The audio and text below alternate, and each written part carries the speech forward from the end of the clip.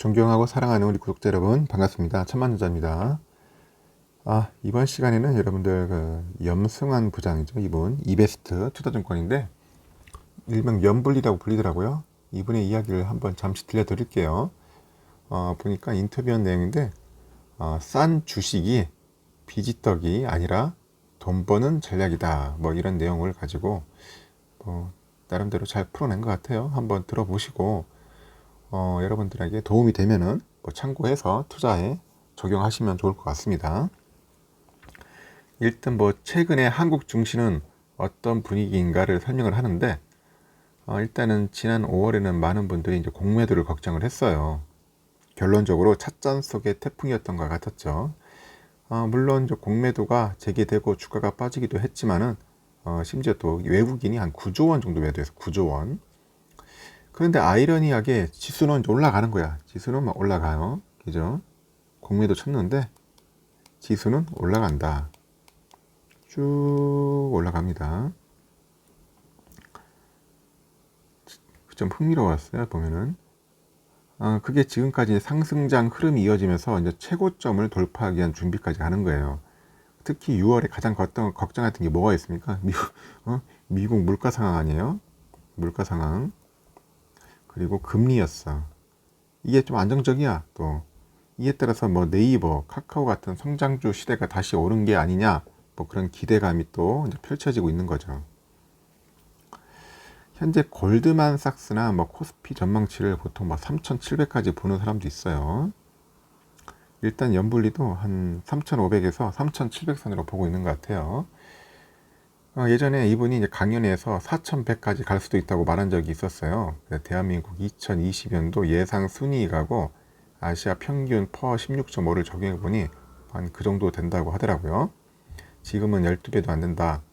당장 4,100을 간다는 게 아니고 우리나라가 그만큼 성장하면 빨리 갈 수도 있고 또 느리게 갈 수도 있다. 하지만 올해 최소 3,500에서 3,700까지는 도달할 수 있습니다. 그렇게 이제 보는 것 같아요. 견해를. 한국 증시에서 변수가 될 만한 점이 이제 무엇인가 보니까 3분기에 반도체가 정말 좋을 것 같다. 꺾인 대로 의견이 갈리는데 꺾인다는 의견을 보면은 PC 반도체가 정점을 찍었고 더 이상 소비가 늘어나지 않아서 줄어든다는 논리인데 실제 5월에 대만 기업 실적을 보니까 감소한 게 확인됐다고 하더라고요. 하지만 전체 D램 반도체에서 PC는 15%를 차지해요. PC는 15%, 모바일이 26%라. 26%. 서버가 한 25% 정도 돼요. 그래서 이제 모바일이 더 비중이 이제 큽니다. 그래서 3분기에는 스마트폰 신제품 많이 나와요. 삼성전자 폴더블 폰, 애플 아이폰 등이 나오면은 모바일 반도체도 나쁘지 않을 것 같다. 또 서버 반도체도 인텔의 새로운 CPU가 출시되는데 구글, 아마존 같은 회사도 이제 대규모 투자를 할 것이기 때문에 약간 긍정적으로 본다.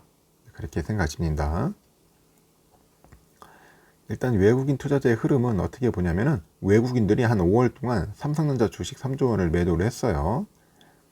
6월 들어서 이제 순매수로 조금 이제 전환됐는데 한 300억 정도 이렇게 예상하는데 많은 양은 아니지만은 매도가 끝났다는 것 자체가 일단 긍정적이다.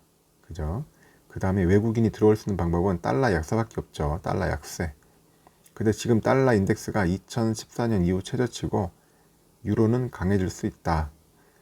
이건 우리나라에겐 좋은 그림이라 외국인 매수 자극으로 이어질 것 같긴 한데 아직은 좀 더 상황을 한번 더 지켜봐야 하지 않겠느냐, 그렇게 이야기들 하고 있고 테이퍼링 우려에 대해서는 어떻게 되나 완화됐다고 보는가 했더니 테이퍼링이 언급된다 하더라도 큰 악재로는 받아들이지 않을 것 같다. 당연히 그날은 흔들리겠지만 이번 공매도 쇼크 보시다시피 한번 뺐다가 다시 올라갈 확률이 높기 때문에 혹시 현금을 많이 확보해 주신 분들은 이제 매수 기회로 활용하는 게 맞는 것 같고, 만약 물가가 올라서 테이퍼링을 진행하는 거면은 그건 주식을 팔아야 할 이유라고 하겠죠. 그런데 경제가 좋아지고요, 통화정책이 정상화되는 건 주식시장의 호재입니다. 그러니까 테이퍼링이 나와도 놀라지 말고 매수 버튼을 클릭해도 된다고 연불리는 이렇게 언급을 하고 있습니다. 그럼 카카오 주가가 계속 오름세를 보이는데 지금 사도 괜찮냐? 그렇게 물어보니까 카카오는 이제 플랫폼을 이용해서 정말 많은 사업을 이제 진행하고 있다고 하죠. 이번에는 뭐 보험업도 한다고 하고 있고, 그런데 다 성공이다. 그래서 내년까지 좋은 실적이 유지될 것 같고, 금리도 꺾였으니까 주가가 치솟고 있는데, 다만 8월에서 9월에는 조금 조심해야 되지 않을까, 그렇게 보는 것 같습니다. 왜냐하면은 곧 자회사 상장을 앞두고 있어요. 그러면 지분 가치가 희석이 됩니다.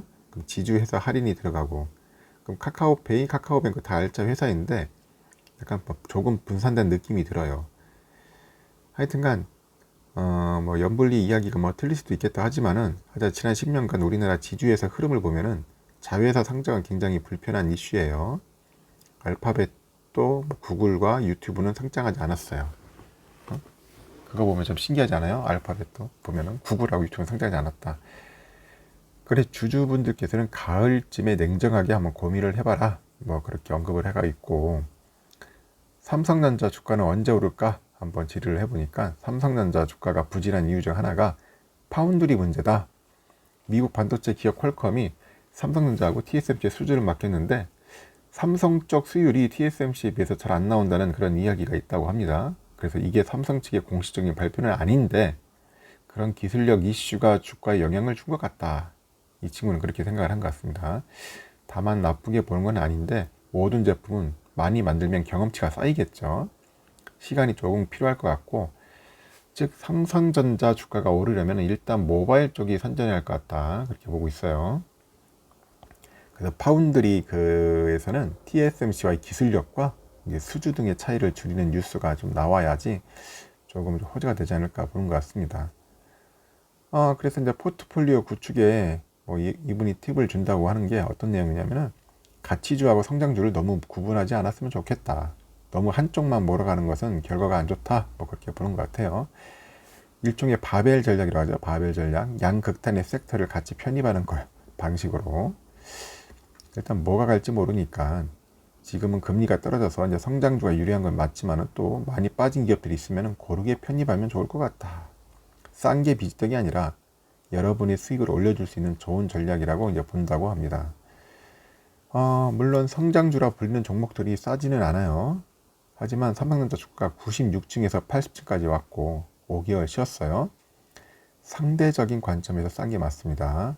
그런 논리로 시장을 바라보는 게 좋지 않겠는가, 이제 이분은 이렇게 이야기를 하네요.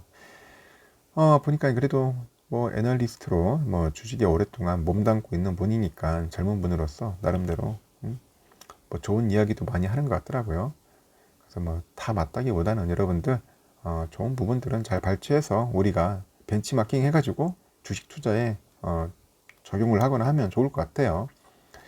저도 이제 비슷한 의견은 그거예요. 삼성전자 쉴 만큼 쉬었어요. 5개월 쉬었지 않습니까? 그리고 상대적인 관점에서 싼 게 맞습니다. 뭐 그런 논리로 시장을 바라봅시다.